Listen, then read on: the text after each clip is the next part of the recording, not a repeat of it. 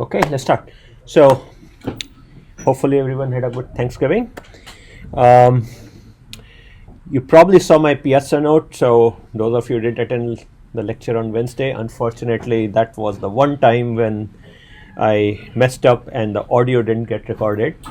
So, on Piazza, I have posted links from the previous offering of this course where the material was almost similar. Of course, the presentation was kind of different, except I didn't cover some slides and so there was some non-overlapping material. Anyway, I posted links to that video. If you have any questions, come and talk to me. I can post the video without the audio so that you can see which slides I presented. So I'll do that. But otherwise, I've posted sort of time markers from two videos from the winter offering. Okay, so second thing, I also sent pretty detailed instructions on the project submission logistics. So basically, this time next week is the final exam slot, 6:30 to 9:30. So bring dinner or whatever. It's in this room. 10-minute per project team. Again, I've kind of given the specs on what the rough structure you need to follow. The key difference this time is that I get to pick who will present at the time. So all the people in the team should be prepared. If it's a team of 2 or 3, I might ask you to split the presentation, like 2 people, but essentially the idea is I want everyone to be prepared. Okay. The second thing is by Friday of next week, Friday midnight, you need to make sure that your GitHub repo is all complete. So your GitHub repo basically has 2 components to it. In it is your website also, as well as all the software data, any other such supporting material should be located there. Your website is your project report, so think of it as like divided into sections corresponding to what typically you might see in a technical paper. So introduction, motivation, prior work, your approach, experimental validation, things like that. A reference section, kind of mimicking your talk but in more detail, if you may.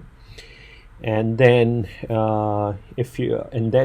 finally there should also be a link to the slides you presented and all, and also a YouTube video. The primary intent of the YouTube video is that if there is any update to the material you would present on Monday, because there will still be 4 or 5 days between that and the final deadline.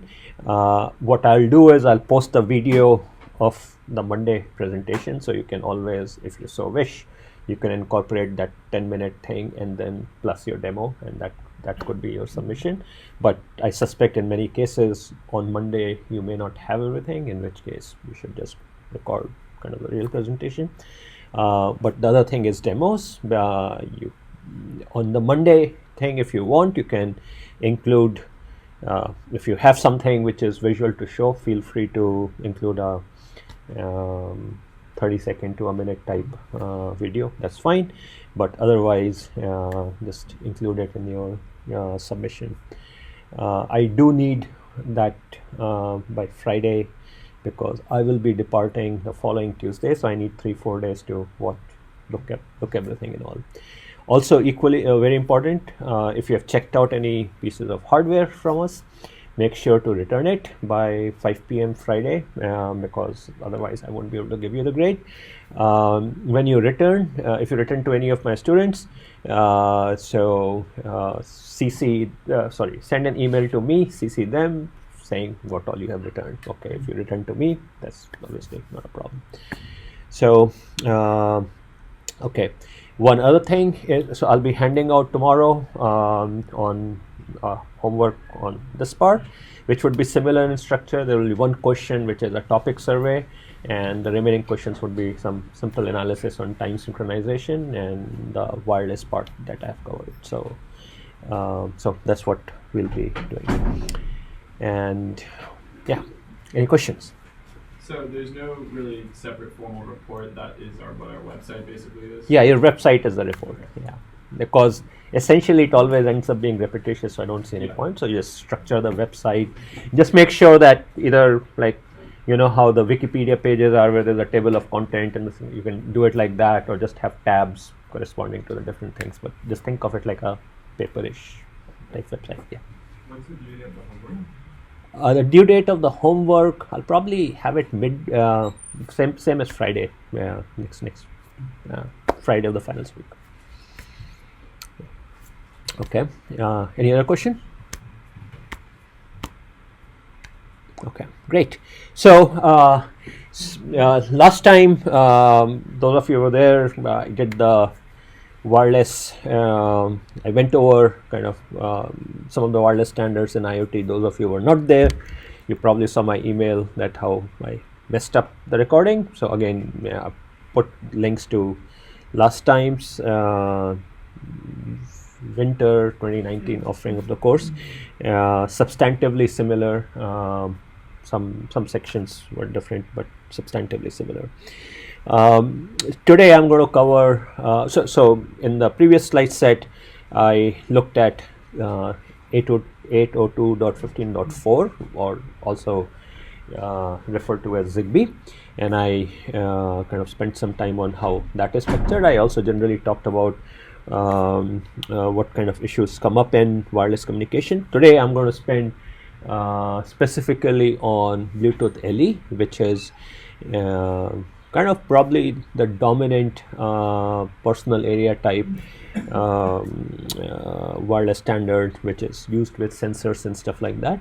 And in a way, Wi-Fi, Bluetooth LE, and 802.15.4 and Z-Wave, they're all kind of starting from different points, trying to cover the same territory, which you would roughly say anywhere from order of 10 meters to 100 meters kind of thing, and either talk to some sort of a central point or create a mesh. So you would see that Bluetooth, for example, we normally don't think of it as a mesh network, but that's part of the standard, and in fact something called PicoNet, and the latest Bluetooth 5 standard has much better support for it. But I'll start out with Bluetooth low energy. So Bluetooth low energy is different from the old Bluetooth, which exists, which is what headphones and stuff like that have. Bluetooth LE started out with the Bluetooth 4 standard, which came out a few years ago. Before that, Bluetooth just meant devices which you pair and talk to it. And one of the key problems, so to say, with that was that Apple never supported it for free. So iPhones, even to this date, if you want to make sensor which or some device which talks to iPhone using the classical Bluetooth, then you have to incorporate a chip which has some crypto support and stuff like that, and pay large sums of money to Apple. So relatively few vendors did it, and I think part of it was, we could argue, money grab, but part of it also was that just not very friendly, slow to sync and stuff like that. But still, when your phone pairs up with the car, for example, to send music and all, you're using classic Bluetooth. Bluetooth LE is really a very different radio standard. It just happens to be under the same umbrella, and I had a slide in the previous slide set which basically mentioned it grew out of something that Nokia was doing. So it kind of sits under the same umbrella, but uses a very different protocol, serves a very different purpose. So so it's also called Bluetooth Smart. So now in the standard, you would see that you can have radios which just support the classical Bluetooth, and or which can only support the Bluetooth LE, or which can support both. So it was introduced as part of Bluetooth 4. Right now we are on Bluetooth 5, which got introduced basically this year. I think the first set of devices came out at a wider scale. And this one is meant for highly energy constrained application. So one of the radio standard I had mentioned in the previous slide set was this thing called ANT, which is basically what you to this date still find in like heart rate straps or heart rate monitors and stuff like that, although Bluetooth LE has basically gradually replaced it in the past 3 or so years that this thing is existing. So it's designed for very low power, but more importantly, going back to the point I was making about Apple, that iPhones support Bluetooth LE for free. So in the sense that you can make your own hardware and have it talk and write the software and all. You don't need to pay any money to Apple. And so I think with this, for the first time, there was some way for people to make sensors and have it talk to all sort of devices, whether your laptop or Raspberry Pis or phones and whatnot. It is designed to be much lower data rates. So the modulation rate of BLE radios is 1, in some cases 2 megabit per second, but realistically the data rates that you get out of it are like order of 10 kilobytes per second or so. Okay, so much lower bit rate.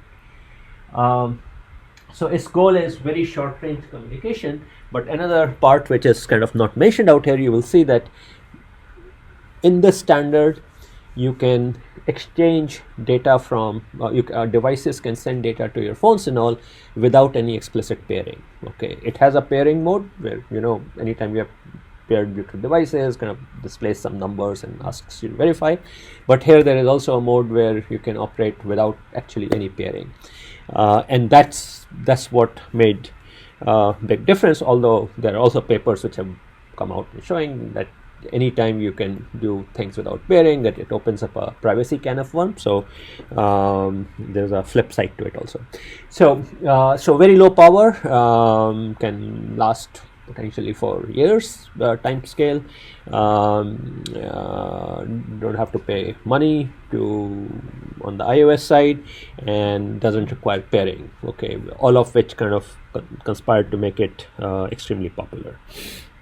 So I've made this point already, that easiest way to design something so that you can talk to any modern mobile platform. And basically at this point, every operating system supports it to various degree of polish. I think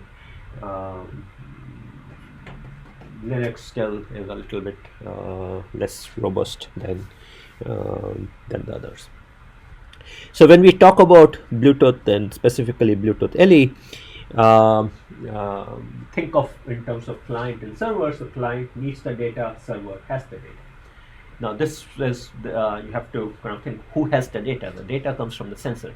So the sensors are the servers, and your phones are the client. So, or in this case, I've shown 2 phones. So one phone is supplying the data, or more generally, it could be your wristwatch or some other wearable sensor, and the data are required by the phones, so they are called the central. So peripheral is the server and central is the client. So just some unusual jargon in this case, because normally we think of server as kind of a more resourceful device. That's not the case out here. So what makes Bluetooth interesting is that it allows data to be sent without any pairing, and the way it does is the following.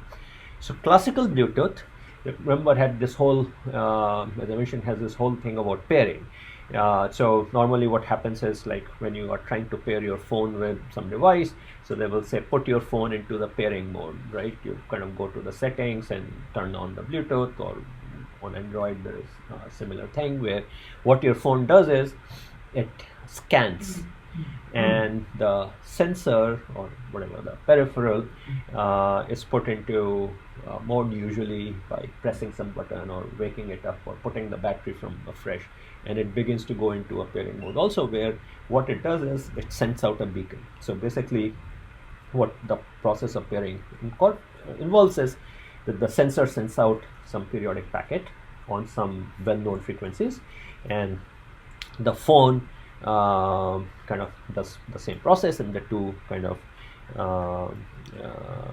pair up. So the phone can either begin to advertise, hey, I'm here, or kind of just passively listen.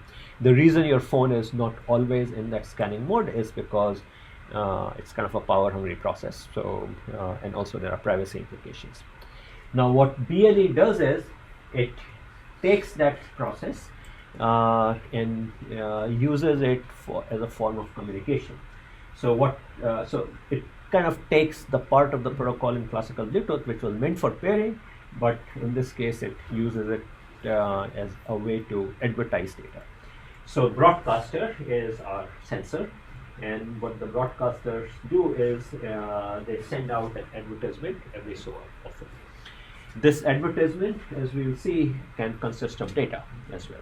Okay, so it will have some ID and stuff like that, but it can also have some data that you want to advertise publicly. Okay, and then an observer could be any phone nearby would scan and listen to these advertisements. So even on your laptop and all, you can easily download apps which kind of do this thing and can or on your phone, and you can see like there's a whole bunch of Bluetooth things that you will hear, because so many of us have devices which advertise such give out such ads. So these things are sent out at some interval, so they are not continuously being sent at very ratio. So this could be seconds even, for example, and this is how the low power data kind of comes in. So the kind of data that you will send out, we'll see later on the many bytes of data that you can pack into this. Obviously it has to be something which number one, you don't care about just targeting at one entity, so like this can be heard by any phone or any device which is in the proximity, so no pairing. The second thing is usually these things are sent in open, so plain text, no cryptography involved, and the reason simply being you are sending it to everyone. So this works great for, like, maybe there's a temperature sensor in this room which is just publishing the temperature, or I'm sure you have seen those beacons, iBeacon as Apple called it, and there are similar things from Google, which are basically tiny Bluetooth devices which you put in the space, and then your phones can basically hear it. Your phones can kind of subscribe to it. So in shopping malls and all, they are used quite a bit. So this this advertisement mode is kind of the primary vehicle in which in BLE we ship the data. So does the phone have to be actually paired and connected? Nope. No. So phone there's no pairing in this process. Okay, so so what this required was a deeper OS level support. So basically, on both Android and iOS, you can tell the OS that you are interested in listening to advertisements which follow some requirements. Essentially, you specify a filter, and the reason is that on these packets they carry a UUID. Anyone knows what UUID is? Right. So it's like a long number of bits, right? I don't know how many, but anyone call it?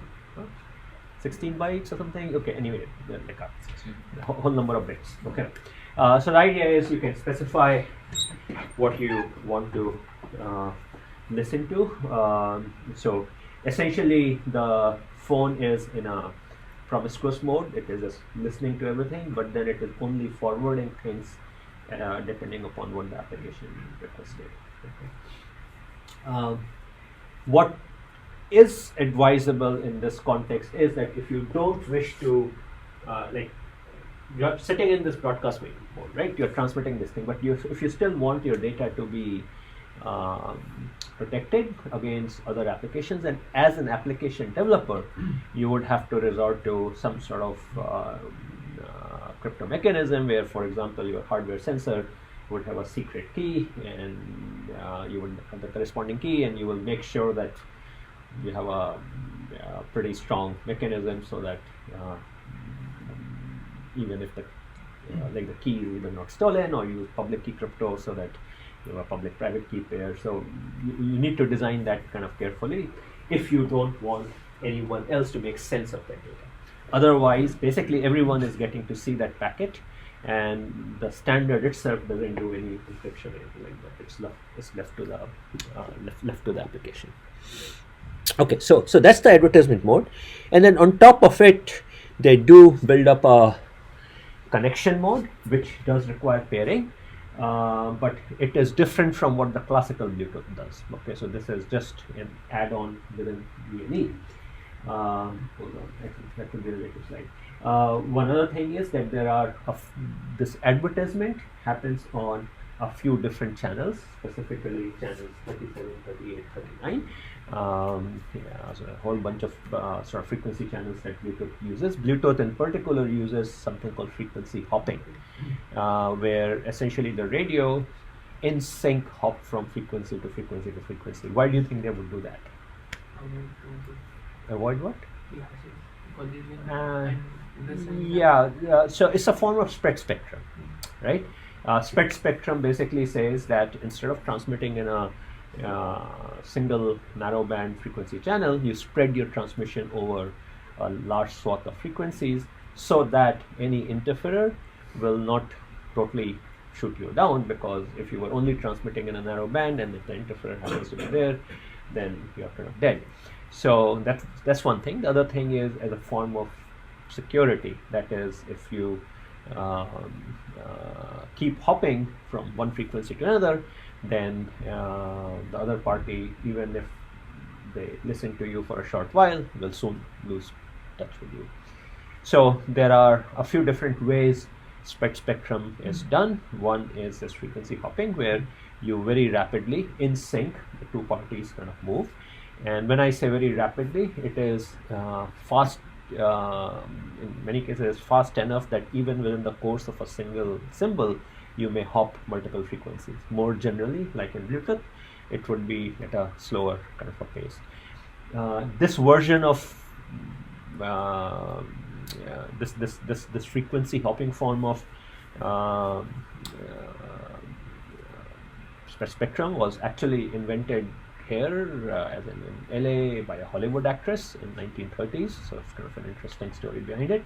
The more common form of spread spectrum is what is called as direct sequence spread spectrum, where what you do is for each bit 1 or 0, you replace it by a random sequence of zeros and ones, which are at a higher rate. So let's say if your bit would take 1 microsecond, and maybe you will have a sequence of 1,000 chips, as they call it, within that. Okay, so in which case you are basically transmitting at a higher rate. And it turns out, in your COM courses, you would have seen that it allows you to coexist with someone who's using orthogonal code, for example. So Bluetooth uses this frequency hopping, which, by the way, is also used in military quite a bit, where for cryptographic purposes. So in military settings, what happens is radios which are hopping around, they would basically make use of pseudo-random number sequences so that any adversary cannot sort of continually listen to you, because you have some pseudo-random code. In Bluetooth, the hopping sequence is cyclic. So the transmitter-receiver follow a cyclic sequence which has some periodicity, and the idea really is that you can, it's not that you're trying to avoid adversaries, but rather so that you can coexist with other interferers, other networks that may exist in the same space, like Wi-Fi networks or other Bluetooth networks or microwave ovens and things like that. So each channel actually refers to that. And then in this particular case, there are 3 channels over which it transmits the ad back to back. So the idea is that the observer will listen to one of these. So why do you think we are transmitting over multiple channels? Nothing deep, just to avoid interference, in the sense that if one channel happens to be bad, maybe some other network is operating in the same channel, then something else would work. Is it always the same? The channel numbers? Across all the channels? Yeah, it's the same packet being sent across the channels. So just a form of diversity. We are transmitting it thrice. Okay. So firstly, in this advertisement packet, besides ID and all, you can carry some amount of data, short amount of data, but you can carry. The main thing to remember though is that there is no acknowledgement or anything. It's just a one-way thing. So this guy, the sensor, has no way of knowing whether the data was actually received or not. But then on top of it, they have a mode, connection mode also. And the idea is that right after the advertisement, one of the observers, the central, can make a connection request.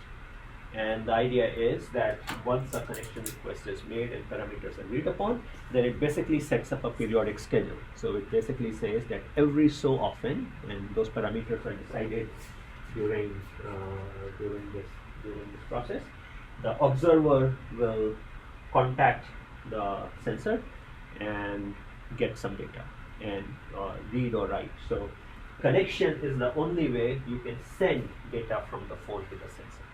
So for example, you might want to set some parameter on the sensor, like the threshold at which an event is generated, or the transmit power, or any such thing. So any sort of phone to sensor communication, as well as anything where you do want a periodic thing happening at a sustained rate. For that, you will have to set up this connection. So this is just a connection request, is just the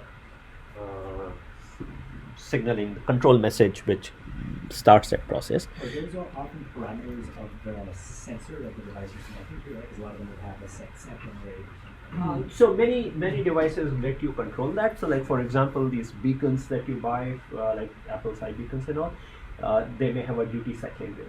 Like for example, what rate should they advertise at? So they'll come out of the box with some default rate, but then they usually supply an app where by making this connection request, you can. So usually, yeah, sensors have, I think transmit power would be another one, for example, and maybe possibly others. Okay, we'll see some examples later on that for specific type of sensors, there are some very specific pieces of information for which there are standards that exist. Okay, so once you have negotiated a connection to that connection request and there is an acknowledgement, okay, after that, essentially what happens is the connection is made by the client, namely your phone, and the server, namely the sensor, at some connection interval, and during which some data goes back and forth. So this is potentially bidirectional, and we'll see that this communication takes a very specific form. Okay, it's not simply like a bit byte or something. So what we now have is really kind of two different types of communication patterns which exist in this, right? So one is advertise, and anyone who is scanning for advertisements can listen to it. Okay, so in this case, one-to-many type communication is happening. Okay, and like I said, no pairing needed. If any encryption is done, it's really left to the app and the hardware. There is nothing involved with it. And then the other one is if you have negotiated a connection, then your phone is paired up with some sensors. So each sensor can be paired up with only one phone, but a phone or central can be paired up with many sensors. In this case, essentially you can have many one-to-one connections. So the idea is that, for example, if let's say this peripheral was a sensor and the right peripheral was an actuator, then for sensor to send the data to the actuator, there is no direct way of doing it. Okay, these kind of devices, unless they can also scan and receive things, there is no way to establish connection between two peripherals. It will always go through some sort of a mediating device, which could be your phone and all, but oftentimes it could be some device which is on your home network, for example, which talks. So these two communication patterns.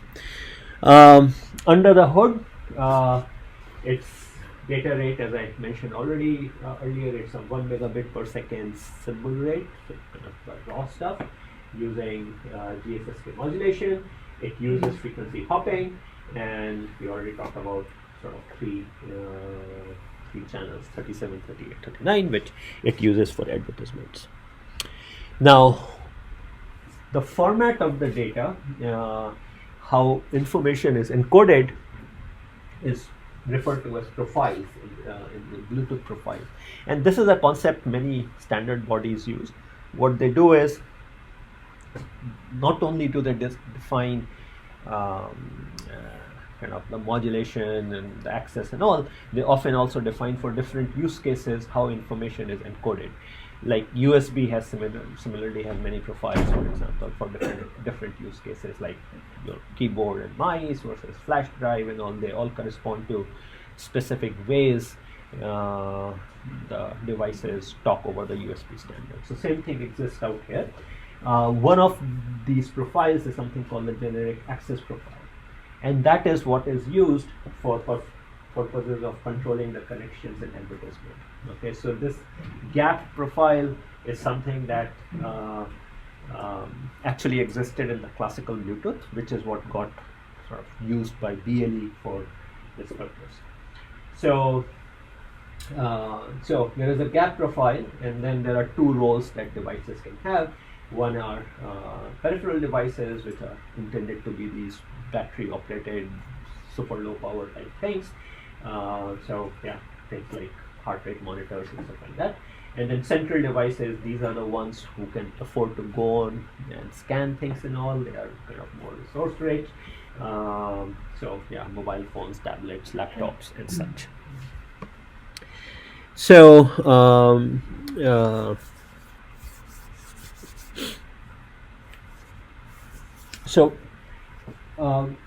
when you send out the advertisements using this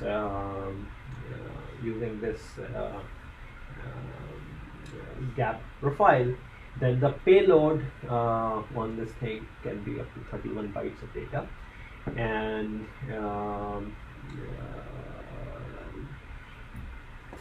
let's see, yeah, okay.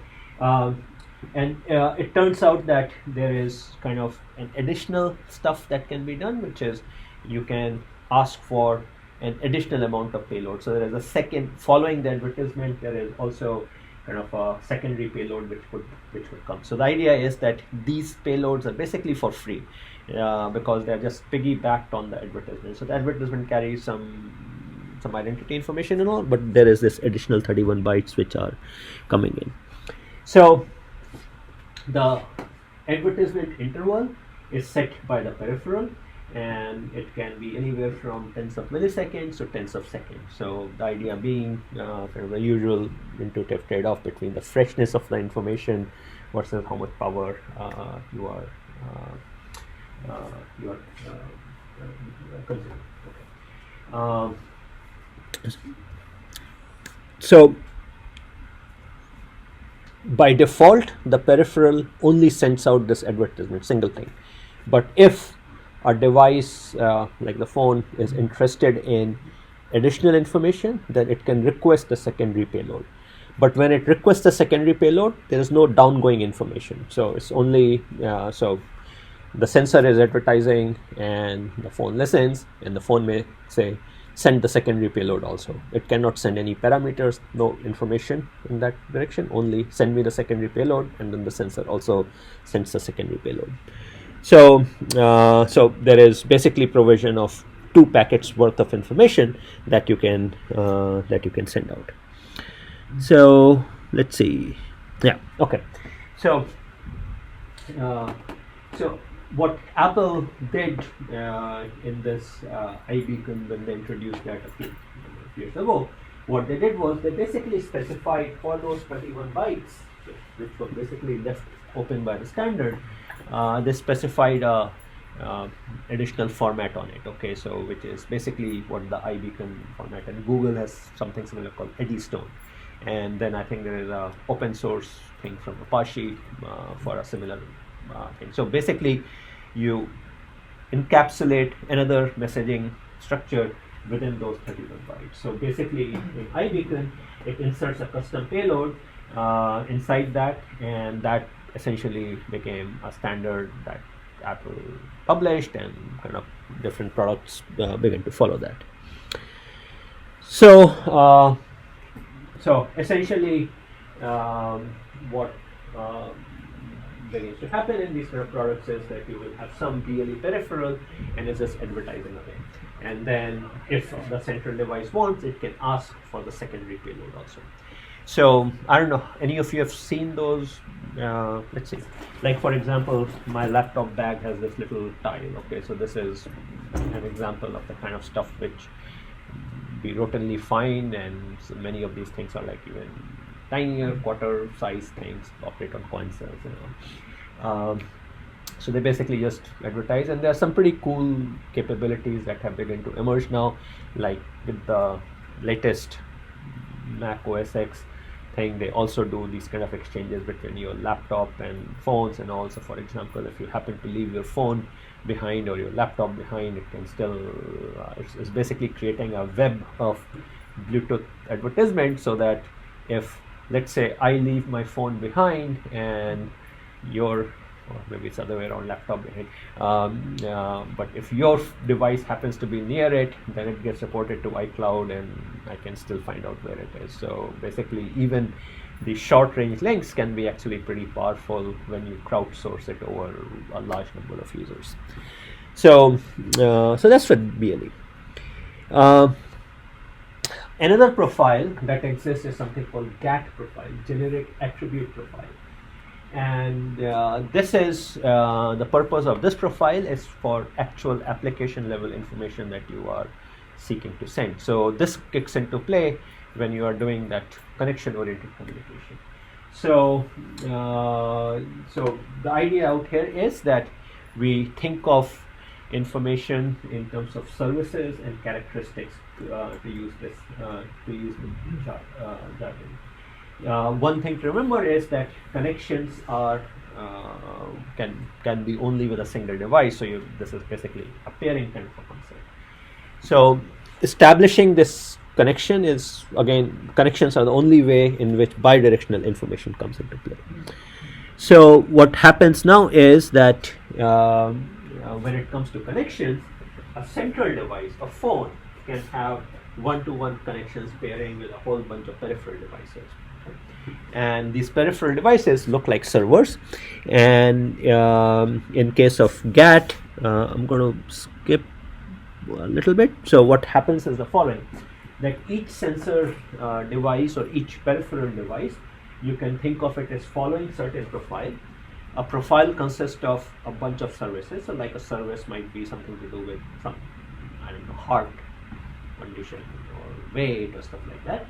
And then inside the service, there are a whole bunch of characteristics. Best way of thinking about it is like a data structure. Service profile is defining a set of objects. Service is an object, and characteristic are the fields in the object. And the abstraction that is exposed is that you can read and write to these fields.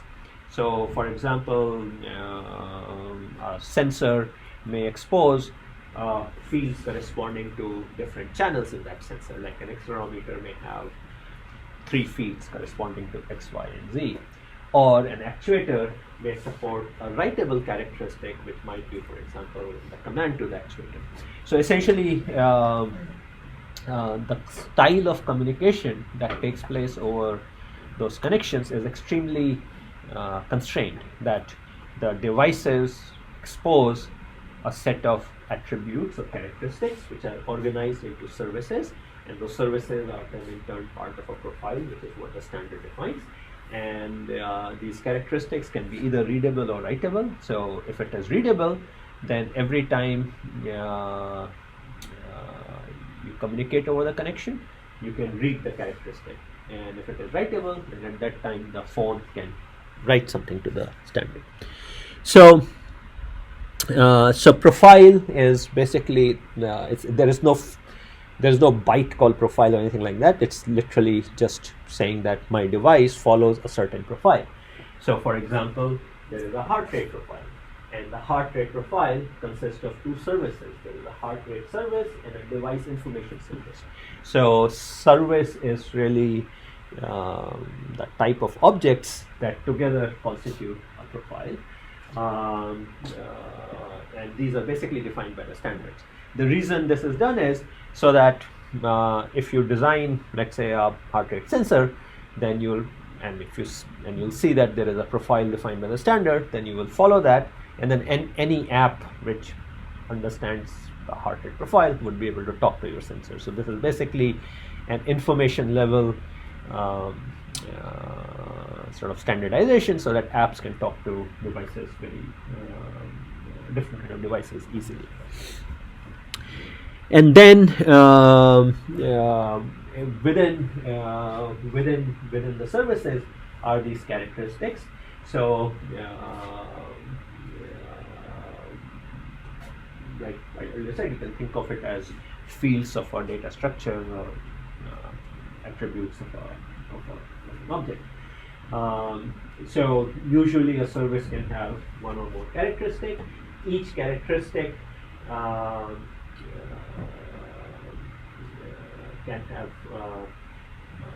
each service can have a unique UUID.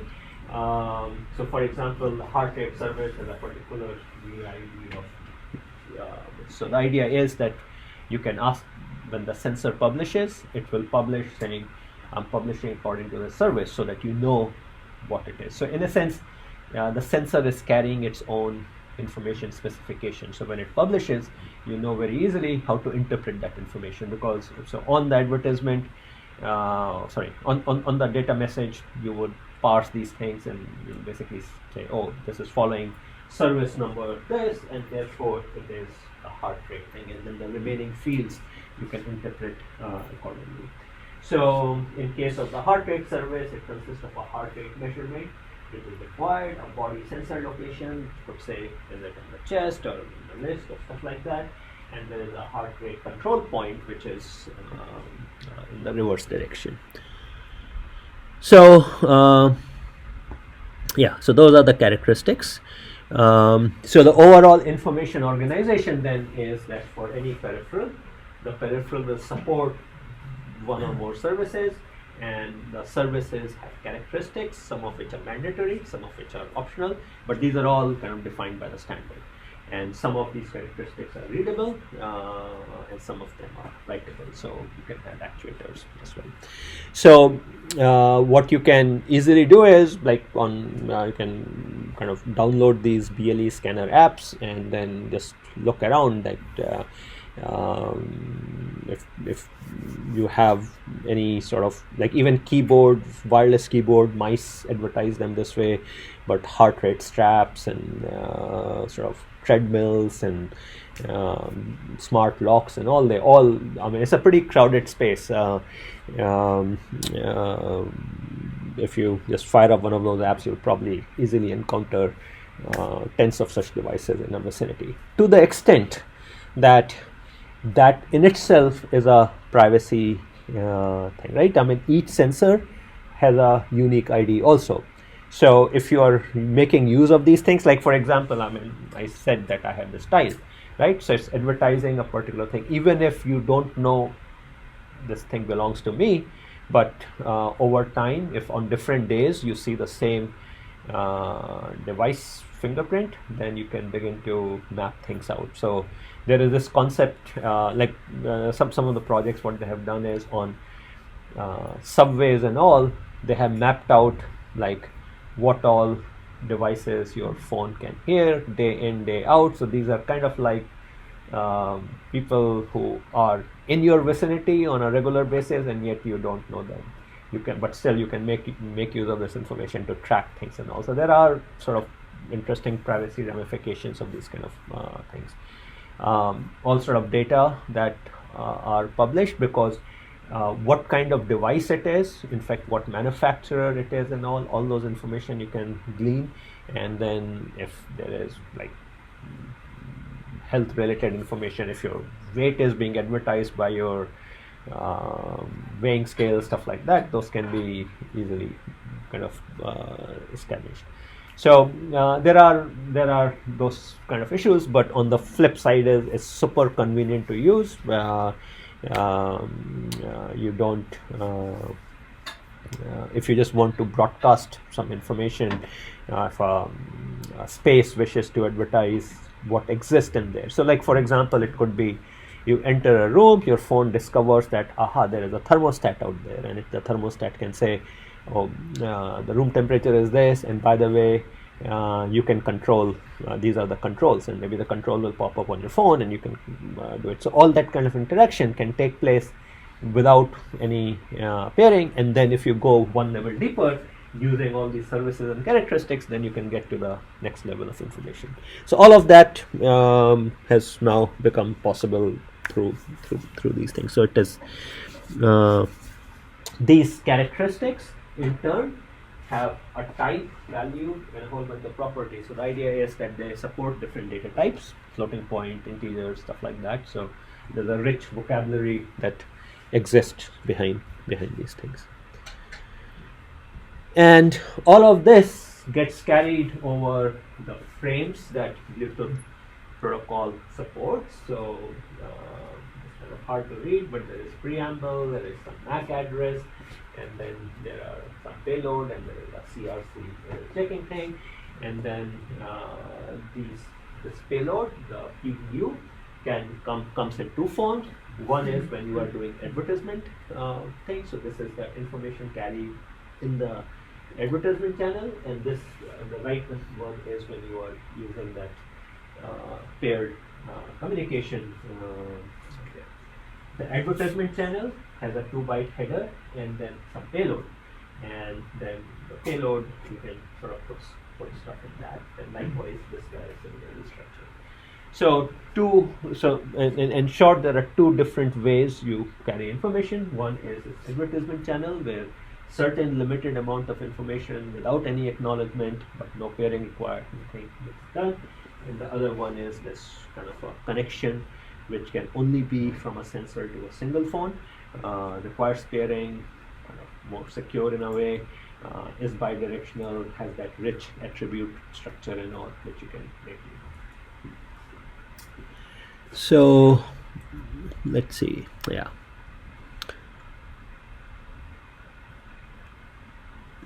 Some more details out here.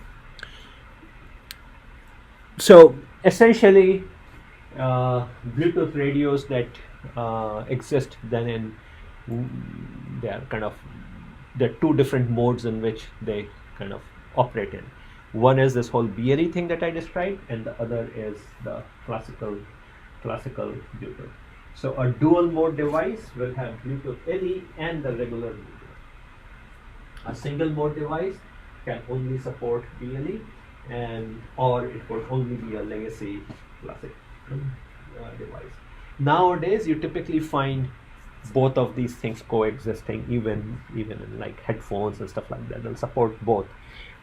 If you think about it, little bit, since BLE builds on top of the whole advertisement mechanism, which in any case was part of the Bluetooth classical, because that's how it did the pairing. So it's very easy for classical Bluetooth devices to support BLE. It's just that those that were old, their firmware needed to be upgraded for them to be able to do it. But in terms of hardware wise, they won't need anything more. Last year, Bluetooth 5 came out. It became more prevalent this year. So phones starting sometime middle of last year started implementing Bluetooth 5, but this year every phone has it. So what Bluetooth 5 does is it provides higher data rate version, 2 megasymbols per second, as well as longer range versions. So the whole idea is that increase the range. So either you can operate it in a higher data rate mode, or you can operate it in a lower rate but longer range version. So Bluetooth 5 at this stage is standard. There are a lot of other features in it. So when Bluetooth 4 came out, they provided this BLE thing, but then companies like Apple and others then started using it very creatively. So a lot of enhancements to the standards happen to support these kind of applications where you are just sending out the beacons, these kind of sensory applications. Yeah, this is kind of more information on what Bluetooth 5 does. Yeah. What is the range multiplier in that? Yeah, so range multiplier basically is whether it uses forward error correction or not. Okay, so by using forward error correction, it basically is able to create a lower data rate, more robust transmission, or equivalently, you can transmit over a longer distance because for the same SNR, you can reach it. So that's the range multiplier. Okay. And this table out here, this is lifted from kind of the rated numbers. These are not. So what you see out here is that you can look at the range numbers here. Okay. So FEC results, forward error correction results in a lower throughput, but a longer range. The other thing that BLE 5 has done is that it has basically added more features to that whole beaconing protocol, those advertisement protocol. So now you can have longer advertisements, stuff like that. So the whole thing is sort of geared towards now things which can advertise in the physical space, okay, and all sort of things that all sort of applications potentially follow from that. So there are extensions for that. You can in the Bluetooth 4 you basically sent out a single PDU, but now you can have long trains and so on and so forth. So many use cases and kind of lots and lots of these beacons, multimedia type information being sent out. So like a vending machine can advertise whatever sale and stuff like that. Those are kind of concepts that people behind Bluetooth 5 envision. It's still a little bit too early to tell where things are headed because, like I said, it basically got popularized starting last year. But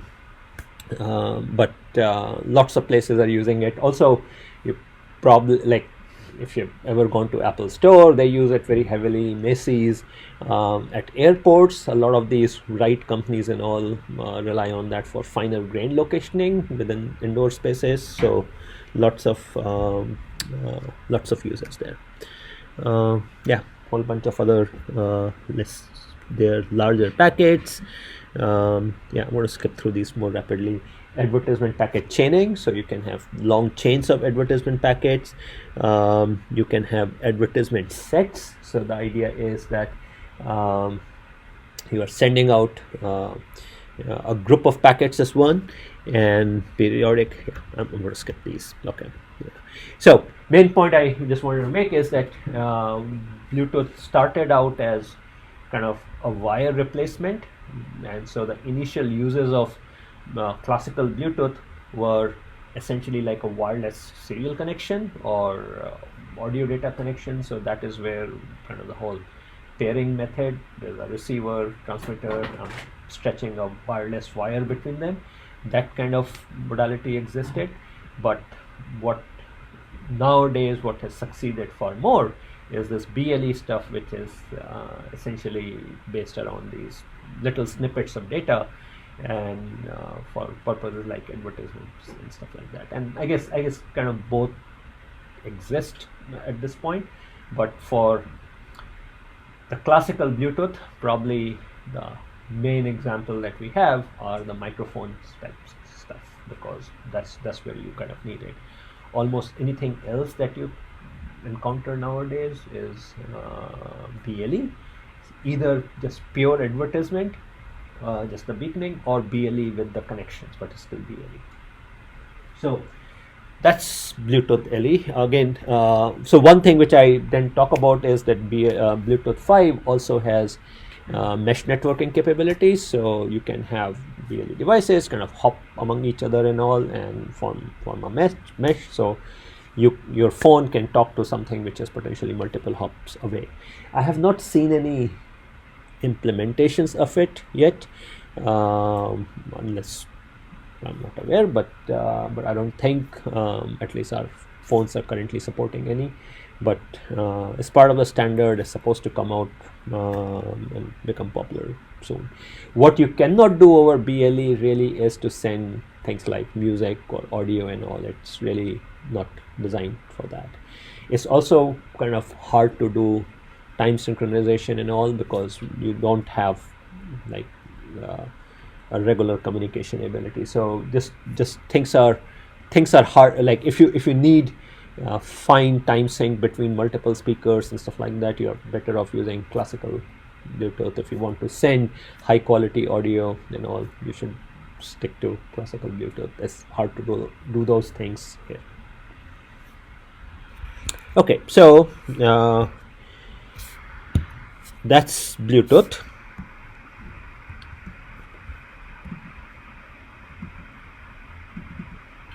So the only standard which I didn't spend much any time on is, but something which I did mention in the previous slide deck, is LoRa, long range wireless, and that has caught on also quite a bit. So lots of cities are installing sensors on light poles and stuff like that, and also LoRa is getting used quite a bit, particularly in some cities like Pittsburgh and all. It has penetrated quite a bit. It allows for kilobits per second, but over many miles type ranges. And there are a few companies which have produced radio chips which are very widely used. The typical model there is that you put a base station on top of a building and you can have coverage to a few miles. So utility companies and these kind of setups are using that quite a bit.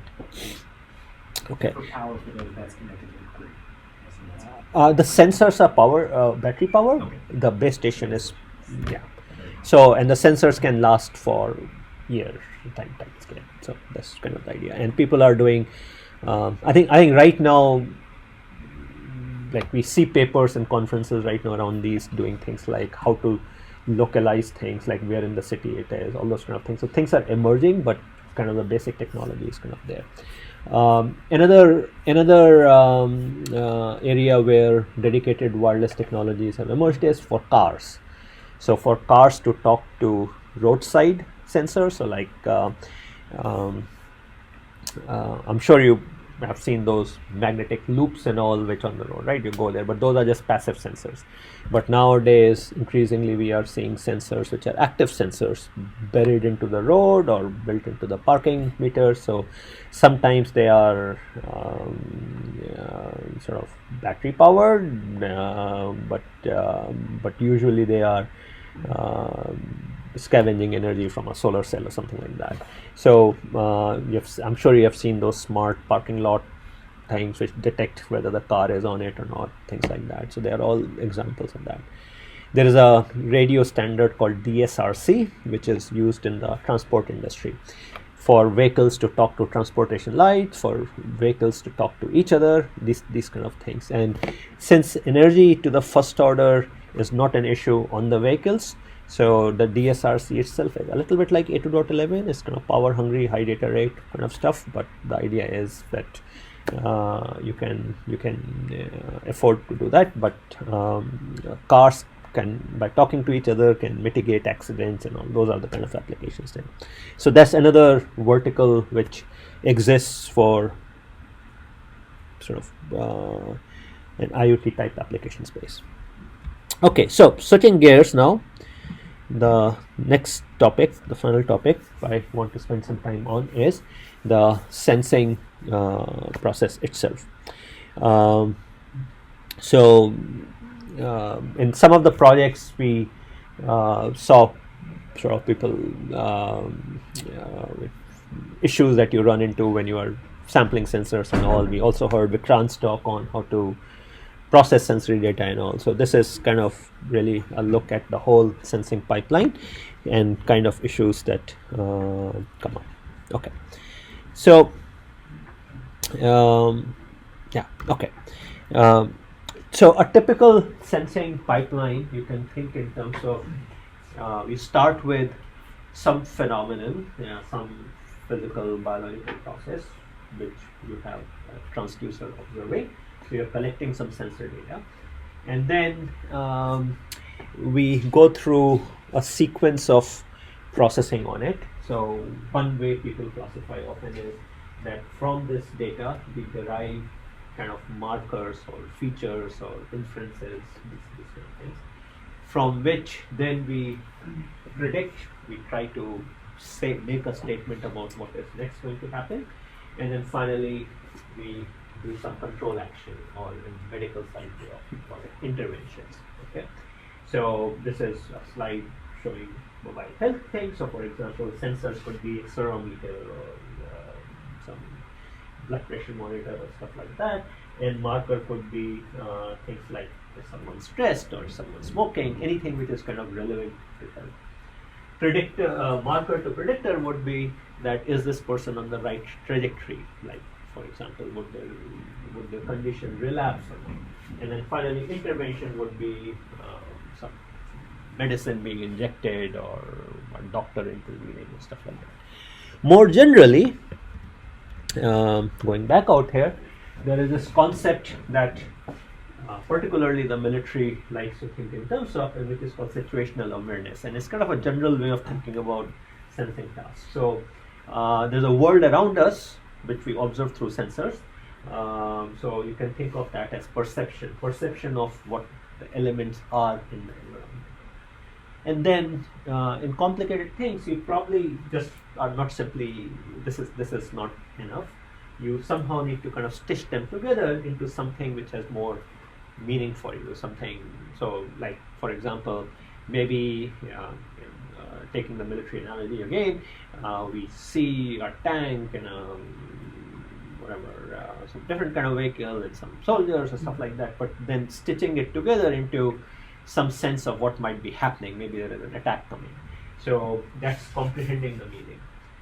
Projection is going out into the future, right? I mean, in most applications, if you're simply reacting to what is, that's not terribly useful. You really want to project in time so that you can take an action in a verified manner. And then decision and then action. So that's kind of your control loop. And almost any sensing task that you think of really is in context of this loop. There is no such thing as sensing in a pure just sensing, because the purpose of that information is always to do something at some time scale, whether it is a doctor calls you and nudges you towards a healthy behavior, or whether your drone moves in a different direction, all of these things. And you kind of see these in modern systems with tons and tons of sensors, but the sensors only provide this initial part of it. Processing the sensor data begins to lead you towards comprehension and prediction, and then we enter into the world of control.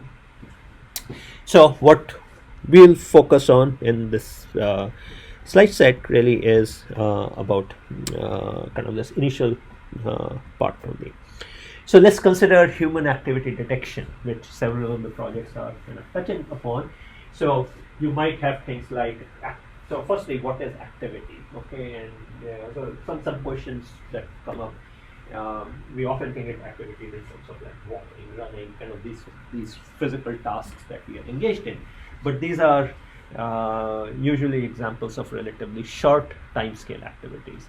You can also think of activities which are over longer time scale, like for example, going to work, cooking. Cooking may involve many small, like chopping and taking stuff out of the fridge and cleaning dishes and all.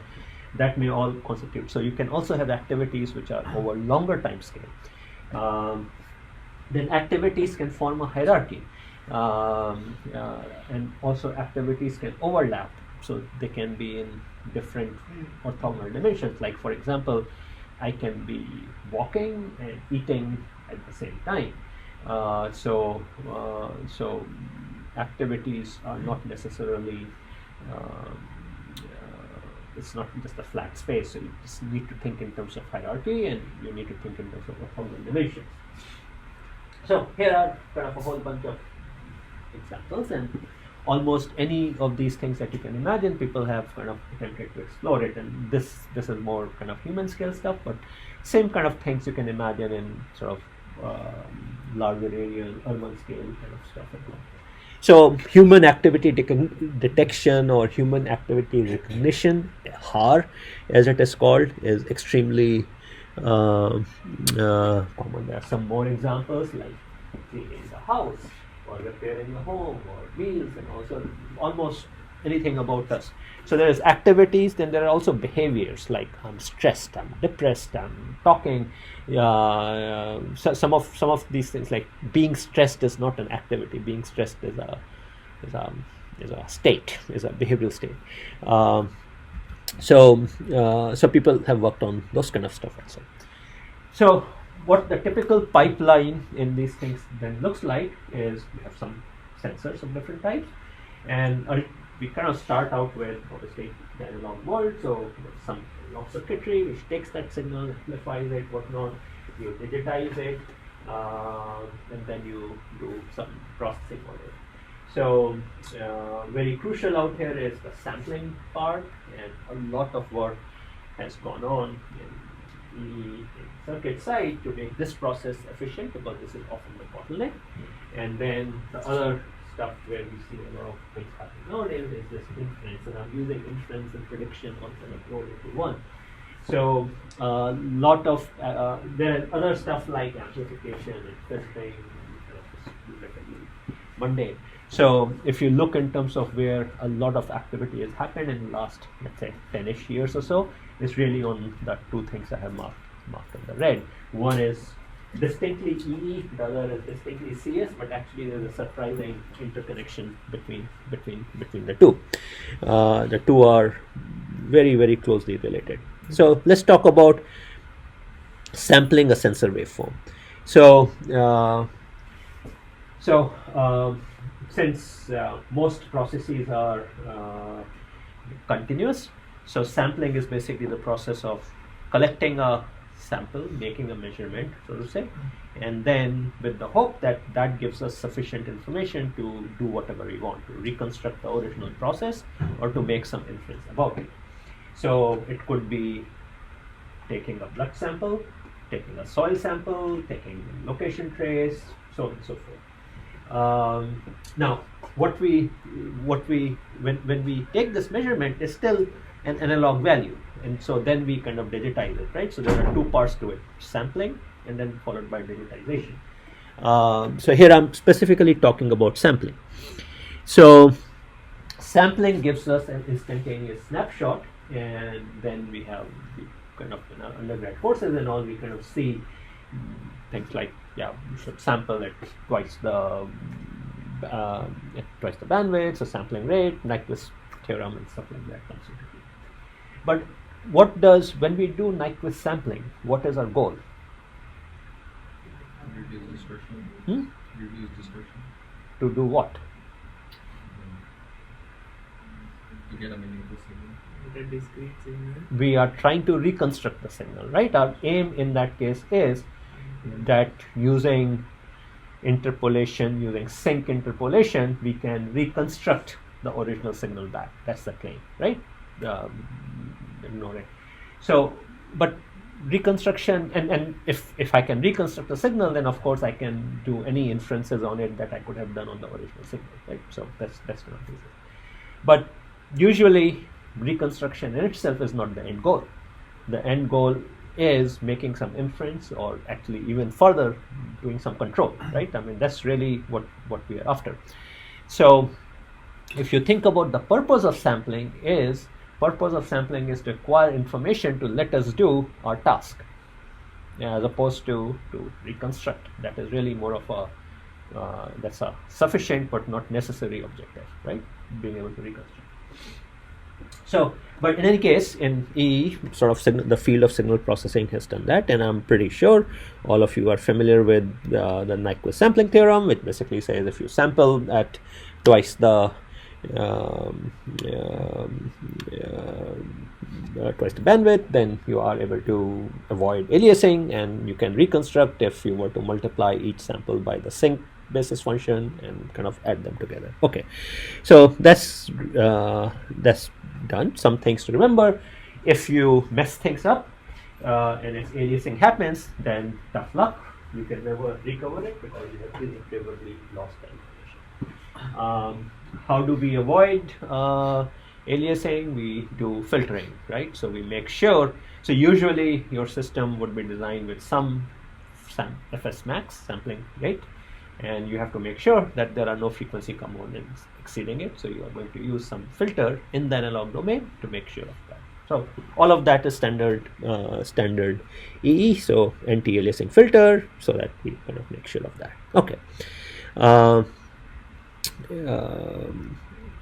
Okay.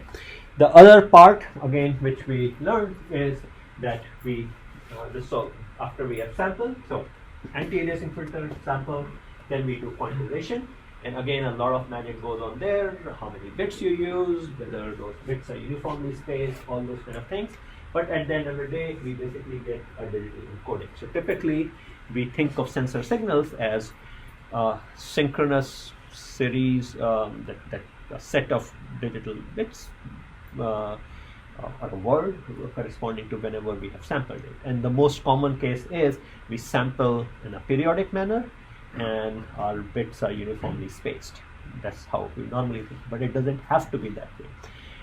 In some cases, some examples like audio encoding in telephone systems, you spend more bits at the lower levels and fewer bits at higher levels, so that you can focus your bits more to differentiate where the signals lie more commonly, so non-uniform encoding. So all those kind of magic sort of happens, and again, very, very routine. Okay, so I'm going to skip this. Some discussion on A to D converters and all, which I'm sure you are familiar with.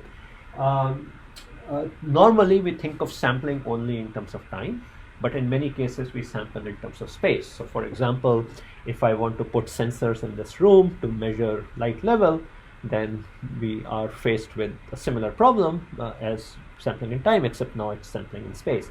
So we will look at how the light level is varying on, let's say we want to do it on the floor of the space, floor of this room. So we are going to take that into account. Sampling in space has a couple of differences. So firstly, when we are sampling in time, we cannot go back. So if we mess up, tough luck, we are lost. On the other hand, sampling in space, we can always kind of take a big step, and if necessary, go back and sample again. So sampling in space does give you some additional luxuries. And the other thing is that time continually advances, whereas in kind of space, you can imagine a robot going in a non-sequential manner. So while there are parallels to this sampling in space and time, but there are some key differences that exist as well. A few other things that we often routinely encounter is notion of upsampling, downsampling, changing the sampling rate of a sensor signal. Those of you using Android phones, you realize that it's very hard to get the abstraction of sampling that we grow up with in our undergrad courses, namely sort of constant time, some sample rate sampling. What Android does is it gives you a sample and it attaches a timestamp to it. So it basically is highly non-linear and highly non-uniform. And one of the things that we discovered is better to then work in terms of windows and then compute some features over those windows. There are standard algorithms to let you multiply the sampling rate, to divide the sampling rate, to sort of shift things around. So that's all standard stuff. Now, something I alluded to earlier is that what was the purpose of Nyquist sampling, or Shannon-Nyquist sampling, as it is called.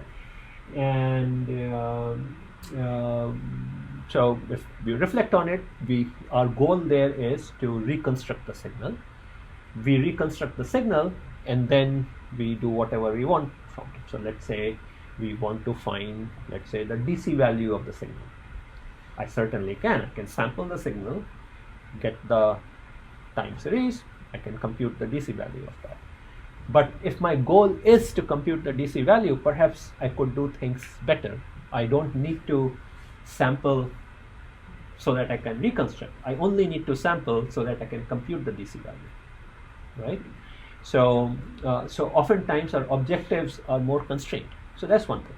Second thing is oftentimes we know more about the signal. Nyquist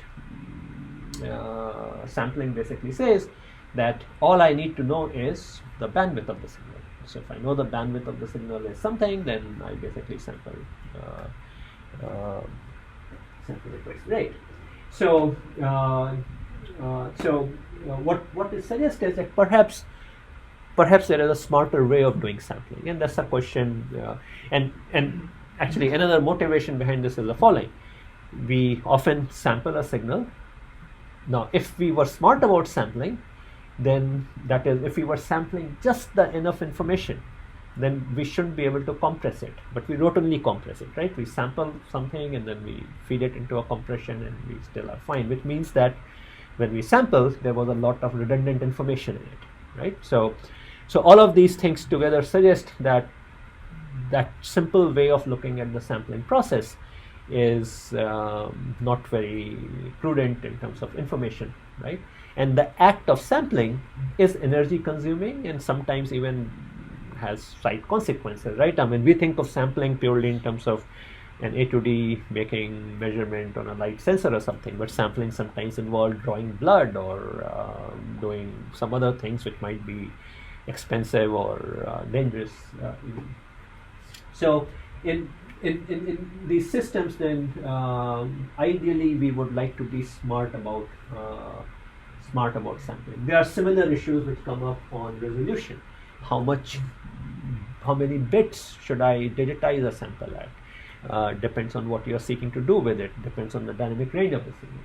So some of these questions kind of come up, and an area on sampling theory or sensing theory which kind of became very fashionable in recent years is something called compressive sampling or compressed sensing. I think these kind of concepts had been around, it turns out, from long ago also, but the main formalizations and all really happened around 14-15 years ago, including a lot of work in the math department here. So let's try to kind of develop some intuition. So if I were to give you a signal which looked like this in the frequency domain, then what Nyquist sampling theorem says is that I should be sampling it at twice the bandwidth. Okay, f max minus f min 2 times, that's sufficient. But if I look at this, it's actually there are very few frequency coefficients which are non-zero. In fact, if it was a sine wave, then in this case it's like a mixture of 4 sine waves of different amplitudes.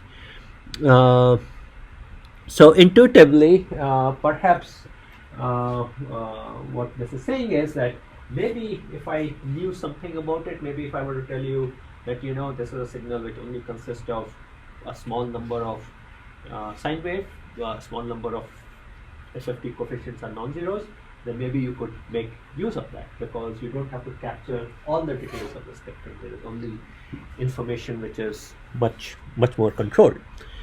So compressive sampling or compressed sensing, the idea is that we are going to attempt to sample at a rate which is proportional to the actual information content in it, as opposed to just going by this how much bandwidth it uses.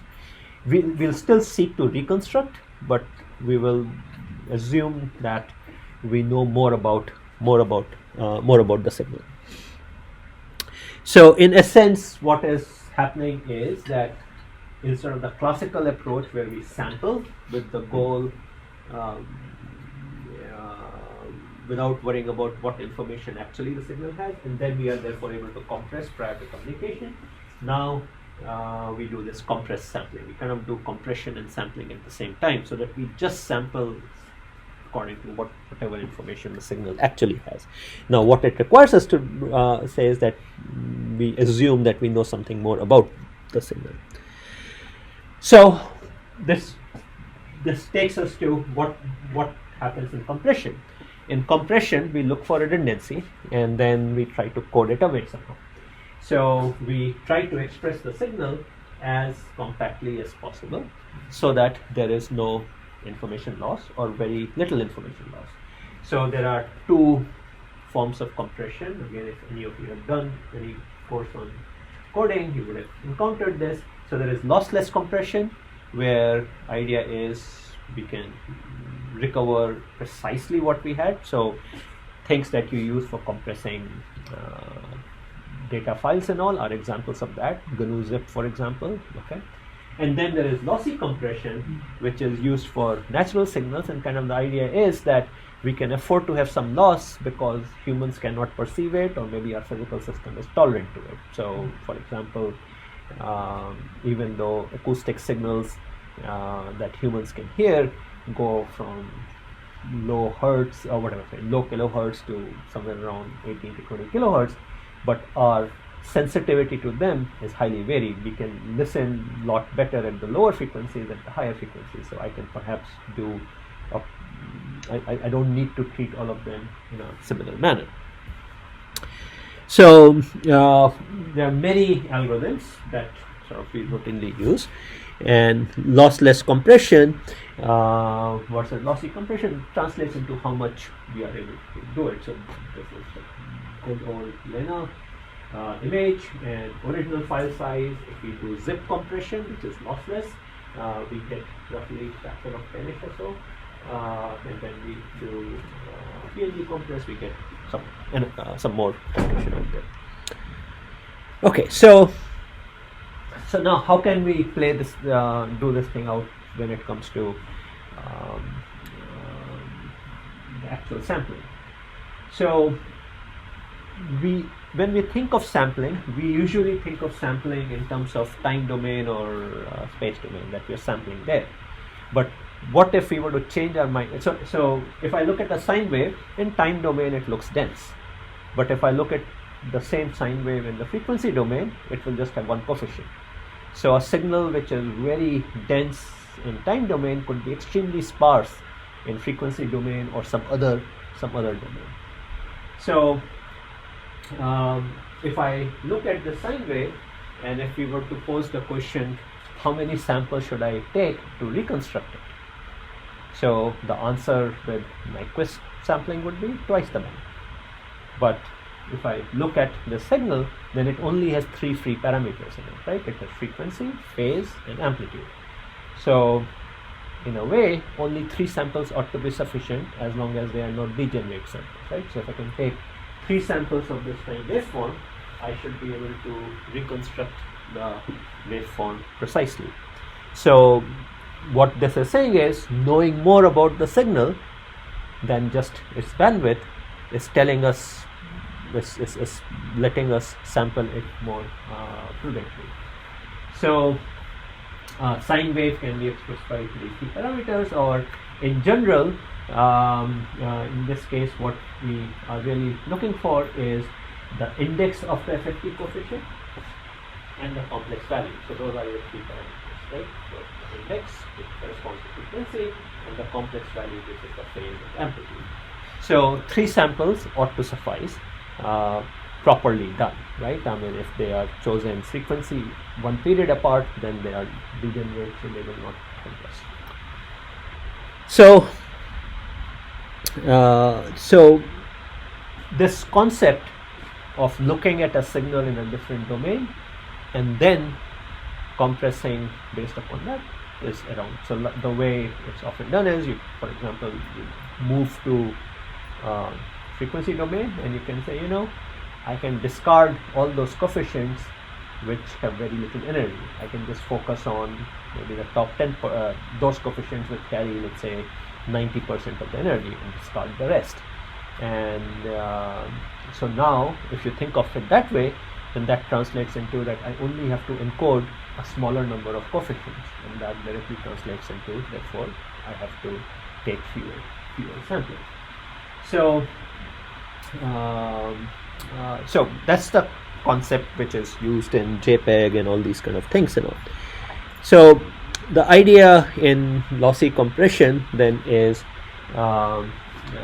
we seek to reconstruct the signal well enough, taking into account where the energy is focused. So this is an example. There is a speech signal which was sampled at 8 samples per second.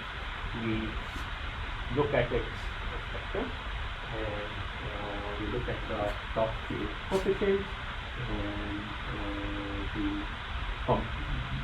we just retain those and we recover and then we take the signal. It kind of looks similar to what we started out with.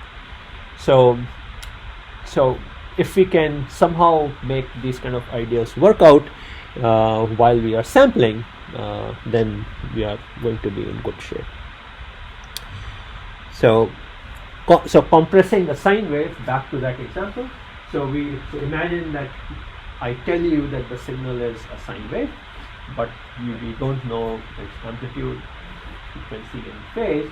So how would we go around estimating these parameters? So what would we do? So I have to collect some samples and then I have to estimate those three parameters. So you can think of a few ways of potentially doing it. One is I can indeed do a classical approach, which is we sample over the Nyquist rate. We take the FFT of the samples, we extract the parameters, and if we did our job correctly, there should be a single coefficient in the FFT. I can look at its F, A, and omega, and I'm done with that. So this is clearly sufficient, but obviously very profligate, because I need a lot of samples, and in particular I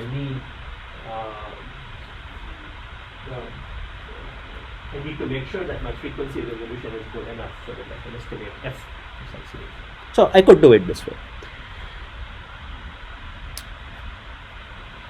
Another approach I can do is I can take my signal and I can feed it to a whole bunch of analog filters which are tuned to different center frequencies in a very narrow band. And then I can look at the output of these analog filters, and the one corresponding to the frequency would have a high energy, and so I can do some sort of a thresholding on that. So in this case, I can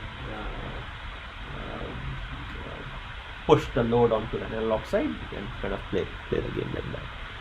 What compressive sensing says is that let's try to do this kind of smarter sampling in a mathematical manner. So what I need is 3 good measurements, and remember, we know that the form of the signal is A times sine 2 pi f plus phi, right? So I know there are 3 unknowns in that functional form, and my goal is to find those 3 parameters which best explain the measurements that I have. So, but it's very important that we take good measurements. So imagine that we take this waveform, and what we do is we take some measurements. So in this case, we just take 2 measurements. Okay, so this sine wave domain, we took 2 measurements, we got the 2 deltas. And the question is, what can I do with this thing? Well, remember, we know that the signal is of the form A times sine 2 pi f p plus phi. So we took 2 measurements. So at some time t1, I got a measurement z1, and at some time t2, I got a measurement z2. So I have 2 equations, z1 equal to A sine 2 pi f p plus phi, and z2 equal to A, f, and phi. So I can use this thing to solve some of the parameters, but not for all. But now imagine I extend this concept. I tell you that this signal consists of mixture of 2 sine waves. Then I can apply the same concept, that I take certain measurement and I really have an optimization problem at hand. I have to find those values of the unknowns that best explain my measurement. So it's a non-linear optimization problem that I can work with. What I could also do is a template matching kind of approach. So again, I have those two measurements, and I can try a whole bunch of frequency and phase signals. I can generate sine waves that different, so I can do a grid search and then see until I best match. So I could do that as well. So that's an example out here. In compress sensing, essentially what is done is this kind of an optimization approach, that we form these equations intuitively, and then we try to find the unknowns which best explain the measurements that we have. So essentially we have some sort of a solution space, and I'm going to search for so this is an example of what is happening in this kind of compressed sensing approach. So we took 3 measurements. Now when we took the measurements, there's always going to be measurement noise and stuff like that. So just 3 measurements don't give us a good signal, but if I take more measurements, then I get a better recovery. So in general, just that minimal number is not going to be enough. I'm going to take a lot more measurements and again fit into this optimization approach. So what that leads to is the following. I'm given a signal, I'm going to take a bunch of measurements, but I'm going to take a bunch of random measurements. So you can think of that process of sampling as essentially multiplying my original signal by some sort of a random matrix, which is basically will have ones corresponding to those places I'm taking measurement at. So what my matrix phi might look like the following, and where the red places correspond to where I took the measurement. So I'll basically take multiple projections of my signal, my vector x, and those give me a measurement vector, and then I'm going to feed it into that optimizer to solve it. So what compressive sensing basically does is it basically says, let's assume, it turns out that most natural signals are sparse. What I mean by that is that there exists some way to project them into some space where they would have very few non-zero coefficients.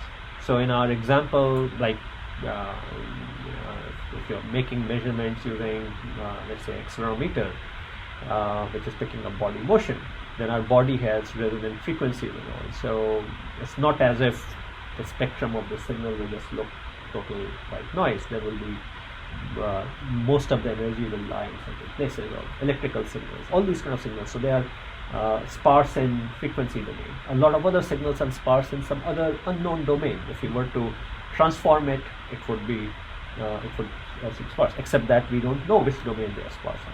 There are signals which are sparse in time domain. Can you think of some examples? Some signal which is sparse in time domain, which means that nothing is happening most of the time and then something happens.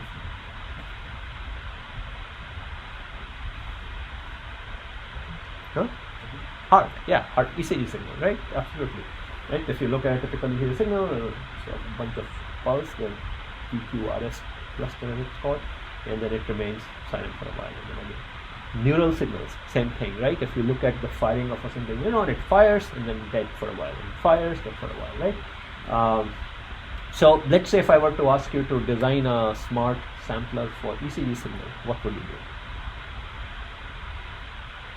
Can you think of some better way of sampling the ECG signal?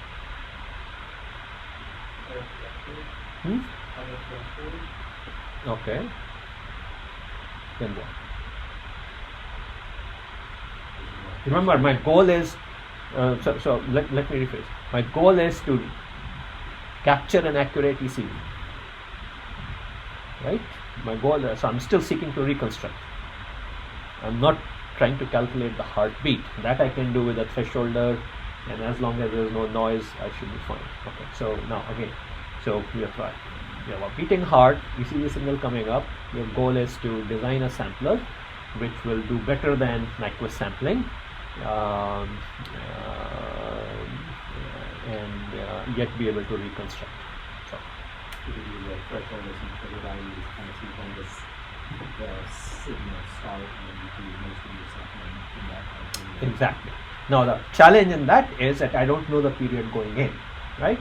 So what I can do is I can use some thresholding method or something like that, or maybe even I can start out with full-blown Nyquist sampling, estimate the heartbeat. Okay. Now the other challenge is that heartbeat is not constant rate, so I can't simply compute the period once and keep using it. So what do you think you can do for that?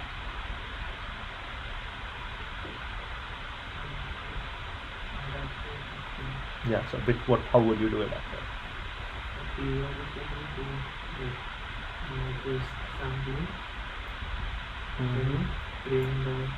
Yeah, but heartbeat changes much more continuously. If you take beat to beat intervals, they vary a lot. That's called HRV. I don't know if any of you are into exercise type stuff and all, but HRV or heart rate variability is a big measure of your health condition. So it varies continuously. But the idea would be the following, that you track the way beat to beat interval is varying. So you do some sort of a tracking mechanism on top, so that you try to predict when the next peak is going to come, and then start sampling a little bit before that. Okay, so you can imagine that even you can do smart things even when sparsity is in the time domain. But sparsity could exist in any other domain also. In case of images, the sparsity exists often in color domain, often in frequency domain, right? Edges and flat regions. So you could make use of that. But the general concept behind compressive sampling is that what we'll do is we will, instead of densely sampling the signal, which in case of ECG would mean sampling at the Nyquist rate, okay, I'm going to do a bunch of random samplings essentially. Okay, so I'm going to sample at some points in a sparse vector, okay, sampling, and I'm going to do it along a few different dimensions. So I take a bunch of basically projecting my vector along a bunch of different directions, and then if I knew that the signal was sparse in a particular domain, then my job is simple. I can project the signal into that domain. So if I knew it was sparse in the frequency domain, I can do an FFT and I can go into that domain, and then my optimization problem basically boils down to trying to find that signal which is more sparse, which is another way of saying is that I'm going to try to fit to my measurements. I'm going to try to find a signal which fits the measurements, and I'm going to put on it the constraint that I want as few entries in that domain, frequency domain for example, to be non-zero as possible. So my optimization criterion is, in that case, number of non-zero entries, number of non-zero coefficients should be minimal. Another way of saying is we want to find most compact description of the signal in that domain where we know it is sparse. I'm sure and you have heard of the term Occam's razor, right? I mean, basically compact, right? Minimal description of something. So I can reduce this whole problem to essentially an optimization problem. I'm skipping a lot of steps out here, but the idea is that I want to find that y that estimate the signal such that instead of saying find my answer y hat is that y which is the most sparse, which is another way of saying is L0 norm is the smallest. L0 norm is a distance measurement where we only look at the number of non-zero coefficients. So it's basically saying my solution is that vector which has the maximum number of zero elements in that desired domain, FFT domain. Okay. Except the problem is that this thing is a computationally hard problem. So the magic that happened was, and this is we have Terence Tao, the field winner in the math department out there. So he, together with some professors from Caltech at the time, so they kind of came up with a lot of this theory behind it. And the main thing is that you can approximate these things with an L1 norm. What is L1 norm? L1 is the magnitude. So the idea is that we want to minimize the magnitude of the largest coefficient. Okay. So L2 norm is normally when good old mean square error, right? So L1 norm says I want to minimize the maximum the largest coefficient, and L0 norm basically says that I'm minimizing number of. Okay. So it turns out that from theory suggests and all that doing a good way to approximate L0 norm is to do the L1 norm. And now this can be solved efficiently. It turns out this approximation itself is not new, that was known, but it's what made complex sensing possible. So essentially the idea then is that we take a bunch of random samples, okay, essentially we project the signal into some random directions and we do a sparse sampling there. And then under the right conditions, so it turns out the other thing was that almost every natural signal you encounter, when you do this kind of random projections, it works great. So people have done some pretty amazing things with these kind of stuff, like for instance. So firstly, the concept that this leads to is that instead of your A to D converter doing periodic sampling at the Nyquist rate or higher, now what you do is you can have a A to D converter.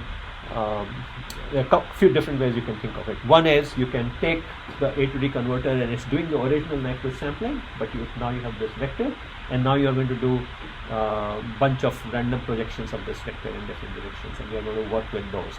So this works great where you are having to send information to the other side. So you capture all the samples, but then you do that projection, namely you multiply it by a random vector and a bunch of different random vectors and send that information to the other side. And then the other side solves this optimization problem of trying to find the estimate y hat which best explains this measurement. The other way is that you can design your A to D converter so that it doesn't sample everything together. It only samples things at certain random moments. So imagine a to D converter which is sampling things at certain random points in time, and then you send this information. So this sort of theory and all kind of came around in 2005-ish kind of time frame. I've given a URL which kind of describes it, but people, there are some groups which have pushed this technology quite a bit. Like for example, take cameras. So we are used to our normal cameras which have a whole bunch of pixels, because pixels in the optical domain are super cheap. But in some other frequencies, the pixels can be extremely expensive, like thermal and all. Okay, when you look at a thermal camera and all, or an X-ray camera and all, the pixel corresponding to pixel there is extremely expensive. So a group at Rice, if you Google for single pixel camera, Rice University encountered from a few years ago, they made a lot of splash because in that case the pixel sensor is extremely expensive. So what they do is they use a bunch of they use an array of mirrors, which is what are used in these projectors called digital light projectors. So I don't know if you know the way modern projectors work is they have a chip with a lot of tiny mirrors, okay, and those mirrors can flip in different directions, and that's how they kind of end up projecting the light with very low power. Long story short, what the Rice Pixel camera did was it basically had an array of mirrors, and they would turn the mirrors in different directions, which is basically random projection, and a single sensor. So as opposed to our normal cameras, which have a dense array of sensors, they have a single sensor, and then they take light from different directions. So like one moment it will take a projection of light from one direction, another moment from a different direction, and it will basically collect a bunch of such measurements. So now what it has is, from a bunch of spatial directions, it has measurements, and then it will feed it into this thing to reconstruct the image. So a lot of work like this, and you can apply it to all sort of sensing tasks. So compressive sampling sort of caught on quite a bit. It's people are using it for like very low rate sampling of brain signals, heart signals, stuff like that. All sort of pretty cool stuff can be done with that.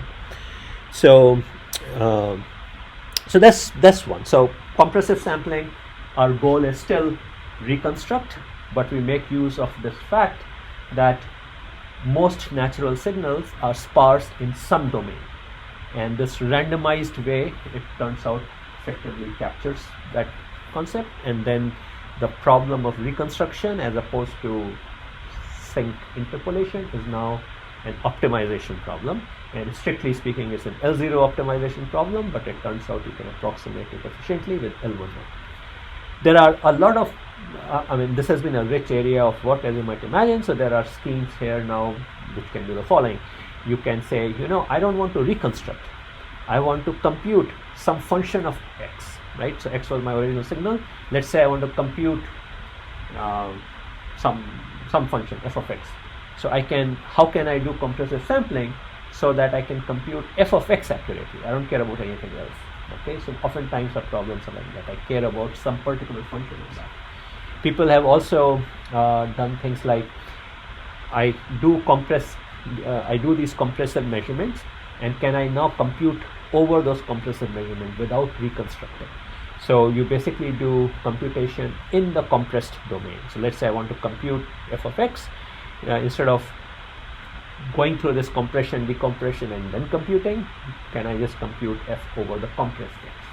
So there are a lot of cool technologies that have emerged, kind of big. Around 2010 to 15, there were several big research efforts and all. At this stage, it's a well understood technology. So, okay. So in this case, our goal was inference.